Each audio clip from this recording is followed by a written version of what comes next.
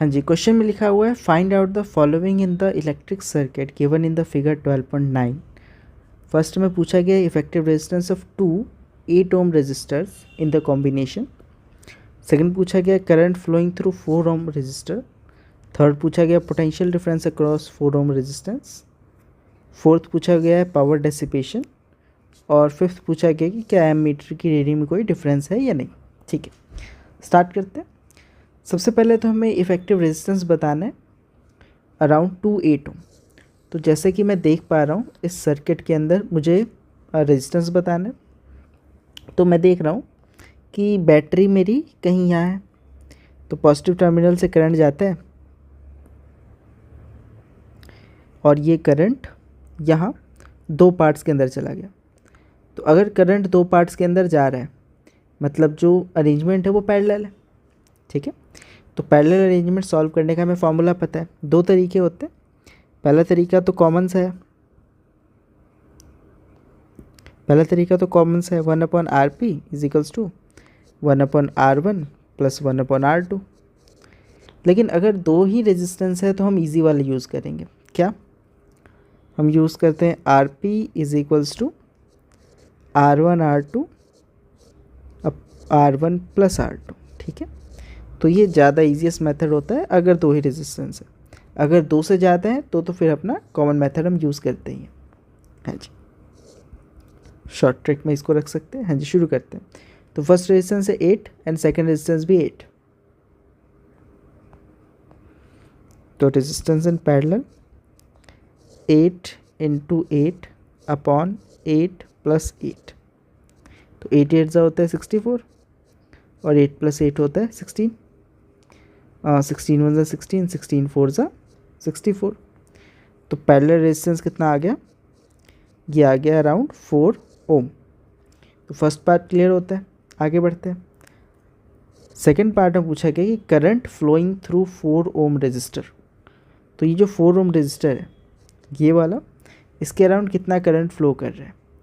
तो बड़ा बेसिक सा है कि मुझे पता है कि करंट मतलब कि आई क्या होता है? आई होता है V/R। ठीक है, लेकिन यहाँ एक चीज़ हमें ध्यान रखनी है कि यहाँ V नेट की बात हो रही है, नेट पोटेंशियल, और यहाँ R नेट की बात हो रही है। ठीक है, नेट रेजिस्टेंस। तो क्या मैंने नेट रेजिस्टेंस निकाल लिया है? देखते हैं। तो 4 ओम का तो यहाँ से आ रहा था और यहाँ इन दोनों को सॉल्व करके इनसे भी 4 ओम का जा रहा है। ठीक है, और यही सेम सर्किट के अंदर आ रहा है और नेट वोल्टेज है वो 8 है। हाँ जी, तो आई होप हो चुका है। देखते हैं। तो पहले नेट रेजिस्टेंस निकाल लेते हैं।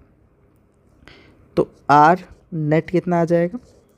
यह आ जाएगा R1 + R2 अगर वो सीरीज़ कनेक्शन में है तो यहाँ मैं देखता हूँ कि सेमी करंट फ्लो कर रहा है पूरे सर्किट के अंदर, तो रेजिस्टेंस तो सीरीज़ में है। ठीक है, सेम करंट फ्लो कर रहा है तो रेजिस्टेंस सीरीज़ में। तो ये 4 ओम और इनका सॉल्व करके 4 ओम आया था। तो ये आ जाएगा 4 ओम + 4 ओम इज इक्वल्स टू 8 ओम।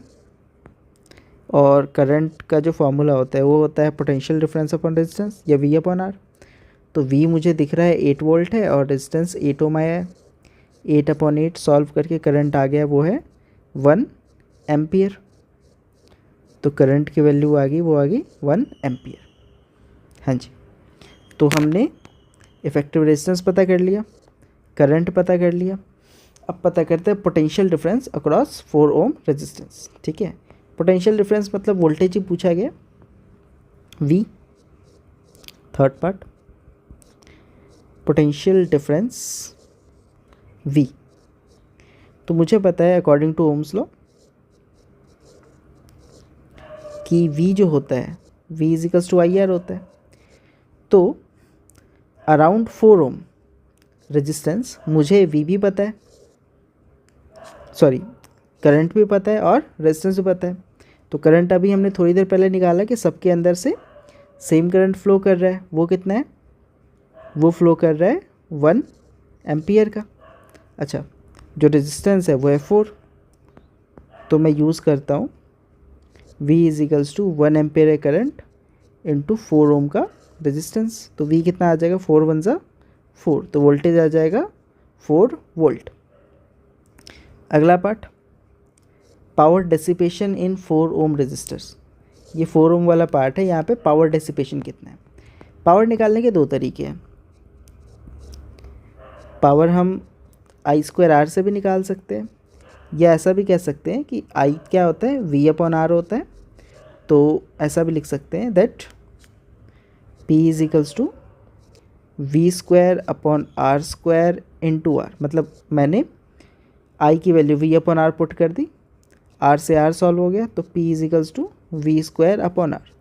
दोनों सेम तरीके, दोनों से निकालेंगे सेम ही आंसर आएगा। चेक कर लेते हैं। तो हमने कहा करंट की वैल्यू 1 है, तो 1 इंटू 1 इंटू रेजिस्टेंस 4 ओम के अक्रॉस निकालना था, तो 1 इंटू 1 इंटू 4, तो नेट आता है 4।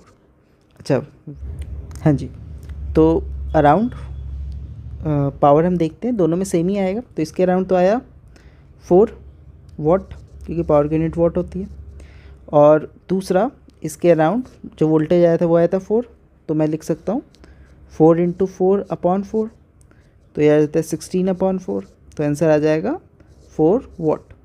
तो मतलब किसी भी तरीके से करा जाए आंसर सेम आएगा। अच्छा, आगे पूछा गया है कि is there is any difference in ammeter reading. ठीक है, तो मुझे क्या पता है कि अगर करंट फ्लो करता पैरेलल कनेक्शन से तो आता करंट के अंदर डिफरेंस। लेकिन यहाँ जैसा कि मैं देख पा रहा हूँ कि पूरे सर्किट के अंदर जो करंट है वो सीरीज सर्किट के अंदर ही फ्लो कर रहा है, और सीरीज़ के अंदर क्या होता है, करंट सेम होता है। ठीक है, तो सीरीज़ में करंट सेम होता है, इसलिए मैं क्या कहूँगा 5th पार्ट में कि नो डिफरेंस इन करंट। ठीक है, तो करंट में डिफरेंस नहीं है, तो एमीटर का काम क्या है, करंट को मेज़र करना। ठीक है, तो कोई डिफ्लेक्शन नहीं दिखाई देगा, नो डिफ्लेक्शन इन एमीटर, हाँ जी। तो यहाँ हमने क्वेश्चन कंप्लीट कर लिया। Thank you.